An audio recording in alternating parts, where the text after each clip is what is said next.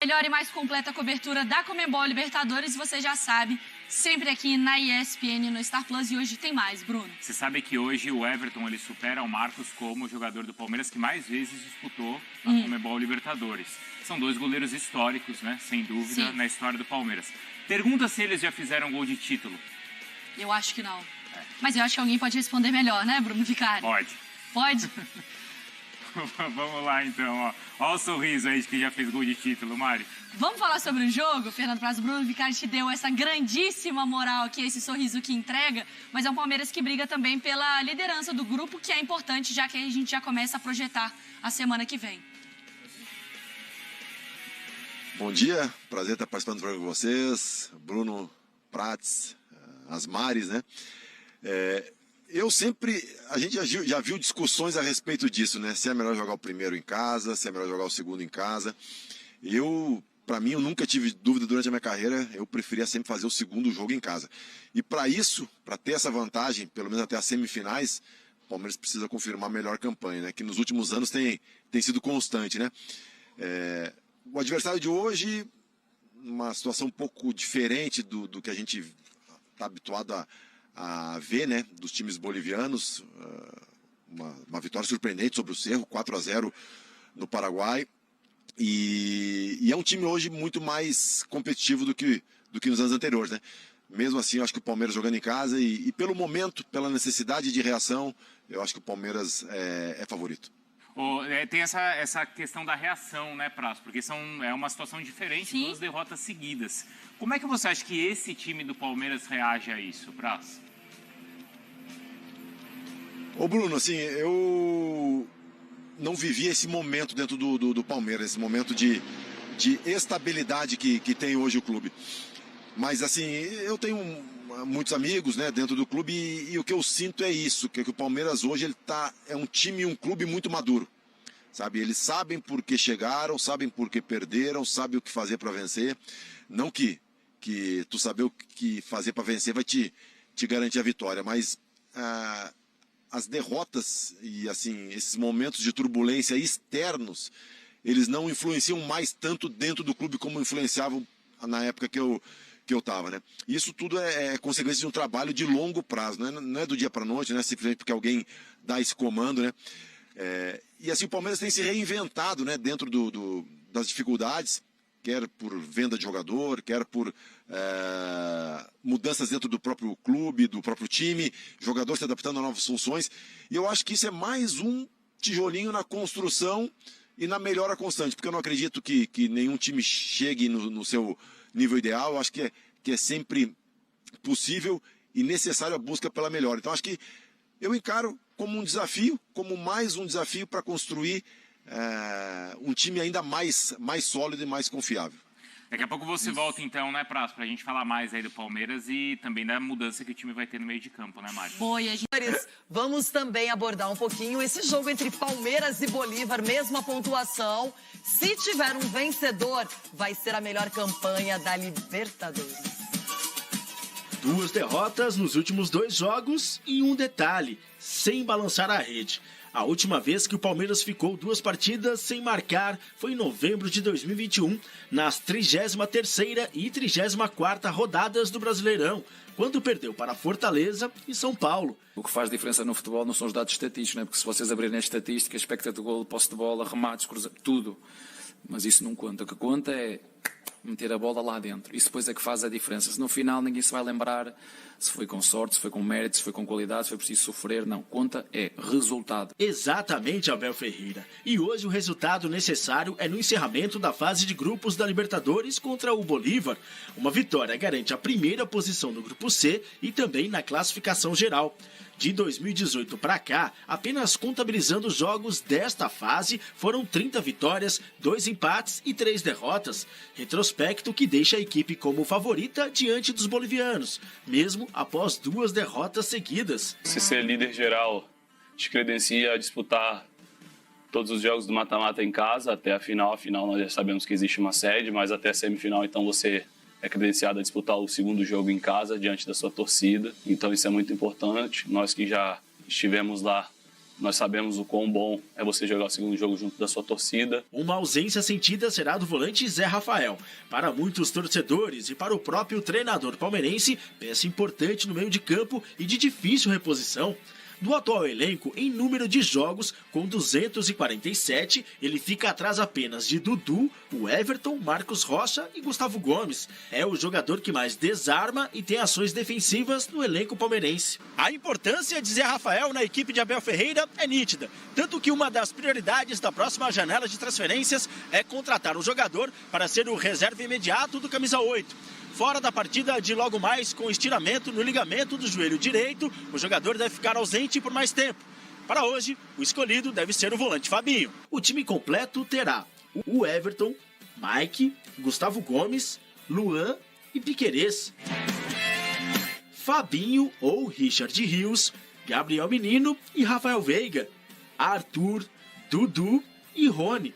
Com as duas últimas derrotas e a virada após o 2-0 do Barcelona de Guayaquil no último jogo da Libertadores em casa, a torcida, uma convocação. Convidar a nossa torcida, sabemos que somos muito mais fortes quando vocês estão ao nosso lado, nos apoiando.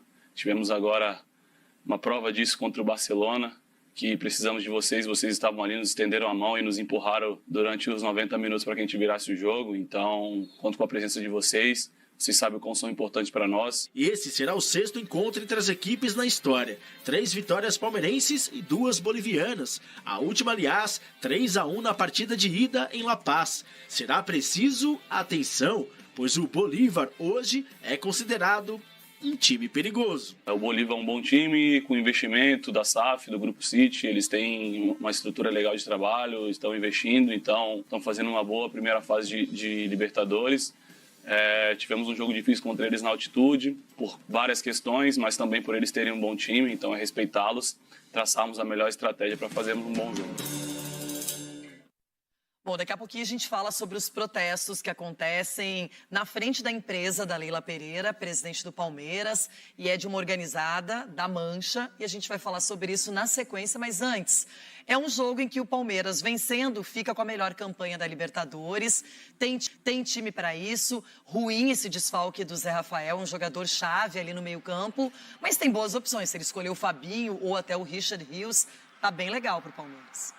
Recuar Gabriel Menino, deixar o Richard Rios mais avançado, dá para fazer o contrário, né? Deixar o Gabriel Menino fazer a função que ele vem fazendo com excelência até esse momento. O Fabinho já é um jogador que constantemente vem jogando, vem tendo oportunidade, principalmente no segundo tempo.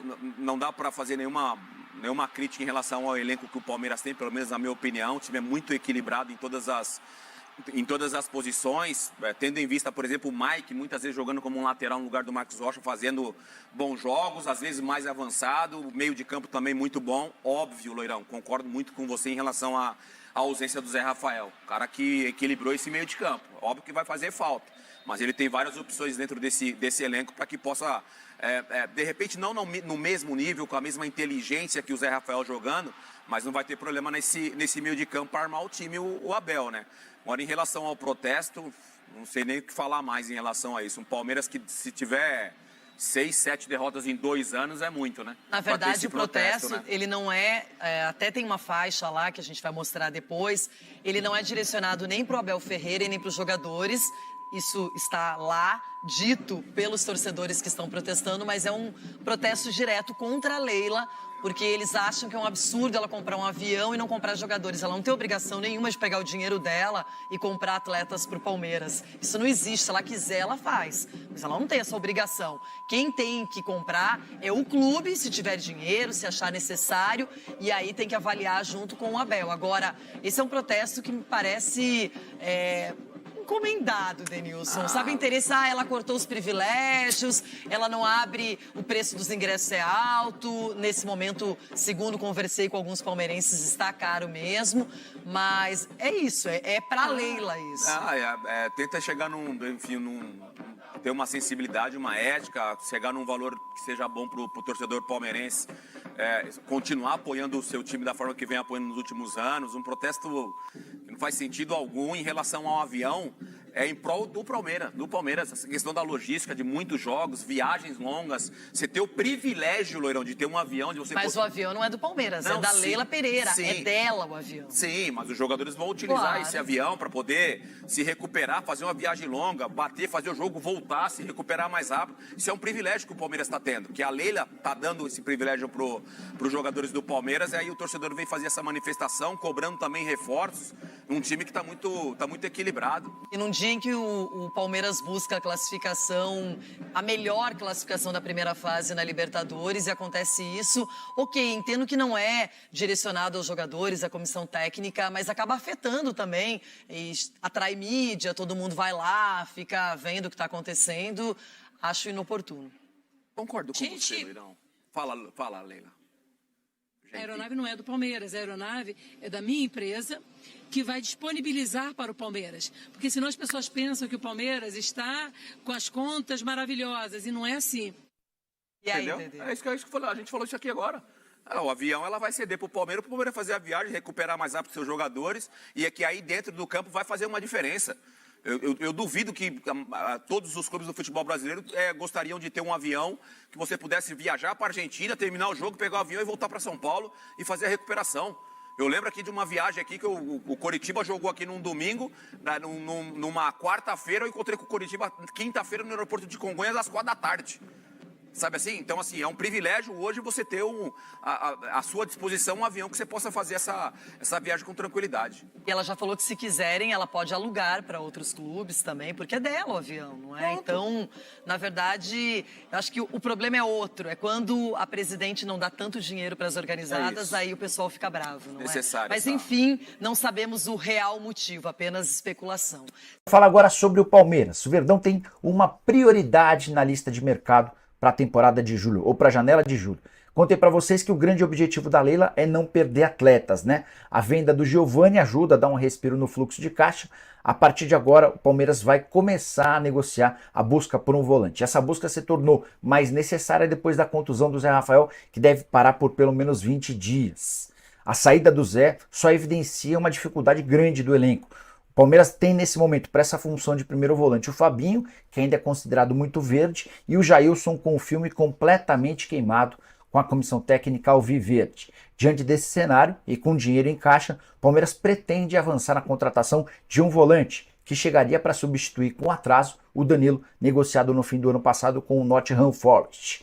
Wallace, da Udinese, Matheus Henrique, do Sassuolo, e Jean Lucas, do Mônaco, são alternativas antigas, são velhos sonhos, mas todos com muitas dificuldades. O Wallace, por conta da questão financeira, a Udinese não quer vendê-lo para um clube brasileiro.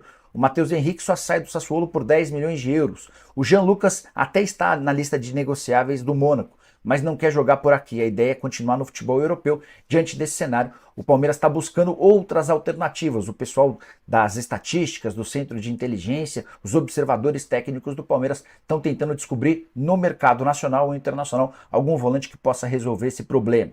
Antes que você me pergunte sobre o Wendel, atleta que pertence ao Zenit e parece estar de saída da Rússia, nome completamente descartado. A pedida do Zenit é de 22 milhões de euros. Muito obrigado por assistir o nosso vídeo. Se você gostou, então não se esqueça de inscrever no canal e deixar o seu like, para ficar por dentro sobre o mundo do futebol e ajudar para o crescimento do canal, para produzirmos mais vídeos para você que é amante do esporte.